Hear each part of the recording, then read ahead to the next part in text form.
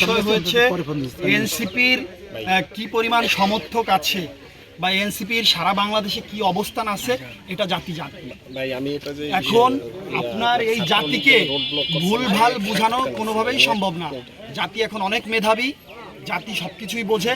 এনসিপির আমাদের গোপালগঞ্জে একটা ইউনিয়নের ছাত্রলীগের প্রেসিডেন্ট সেক্রেটারির যে আপনার সাংগঠনিক দক্ষতা আছে, এই এনসিপির সেই দক্ষতা নেই।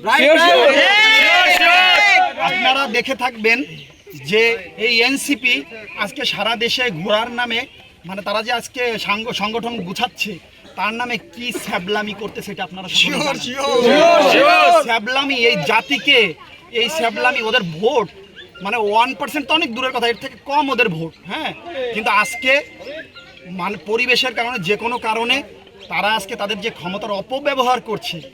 এই জাতি খুবই মেধাবী এবং এই জাতি কিন্তু এর প্রতিবাদ করে। আপনারা কিন্তু জানেন যে আজকে 5 তারিখের পর থেকে আজকে পর্যন্ত কোনো মানুষ শান্তিতে নাই, নিরাপদে নেই। এই বাঙালি জাতি কি চায়? বাঙালি জাতি চায় একটু শান্তি, একটু নিরাপত্তা।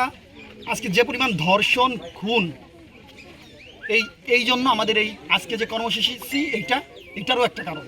সারা বাংলাদেশে আমরা এই খুন আর দেখতে চাই না, সারা বাংলাদেশে আমরা এই ধর্ষণ দেখতে চাই না, ছিনতাই, রাহাজানি, চাঁদাবাজি এগুলো আমরা দেখতে চাই না, মব জাস্টিস এগুলো আমরা দেখতে চাই না।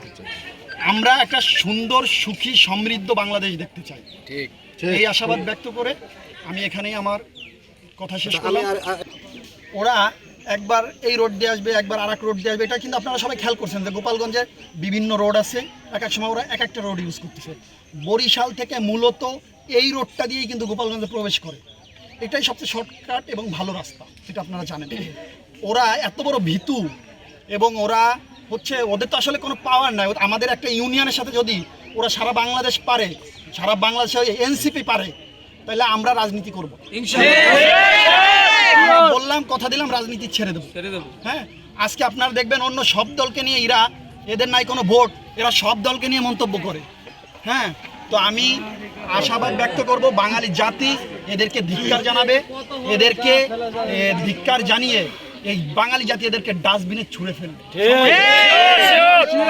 জয় বাংলা। আরেকটি কথা হচ্ছে